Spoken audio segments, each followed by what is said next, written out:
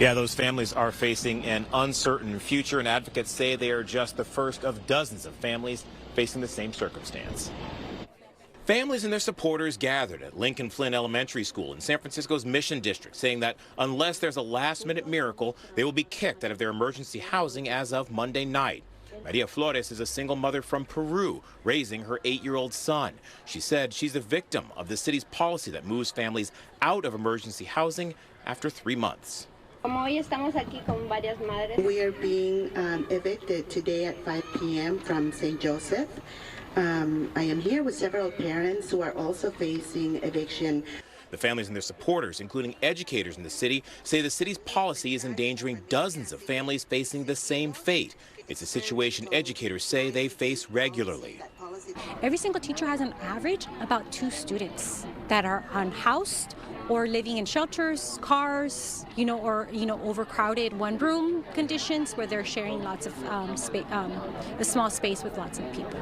In December, San Francisco's Department of Homelessness and Supportive Housing rolled out reforms aimed at making sure that families in the most dire of circumstances can access emergency shelters and reinstated a COVID-era 90-day stay limit.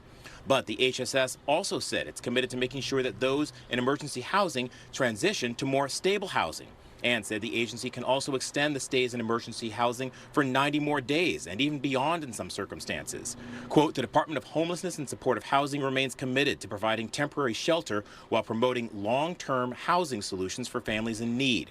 With 300 families on the waiting list for shelter, our shelter policy prioritizes getting families currently in shelter into permanent supportive housing and families on the street into shelter. For now, Maria Flores said that she hopes that there will be a solution to make sure that she and her son can stay in the shelter at least for now. But she said she knows she's facing a hard deadline.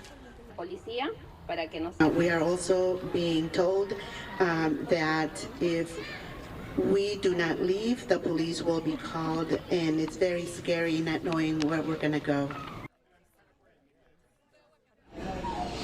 And the city says it hopes that its 90-day shelter program and extensions, as well as efforts to move those families into more permanent housing, will help break the cycle of homelessness. Now, in just the last 10 minutes or so, we have learned that both of the families that were facing eviction tonight, Maria and the other family that was facing that tonight, have had their stays extended until April 10th, so another 30-day extension for those families. But really, this is not a real solution here. What they really need, of course, is permanent housing, and that is one of the issues that the city says it's working on, is what exactly these families say that they really, really need. Now, we are live here in San Francisco. Christian Captain, KTVU. Fox 2 News. Yeah, those long-term solutions so important, but glad to know that they will have at least a place to lay their head for another 30 days. Thank you so much, Christian.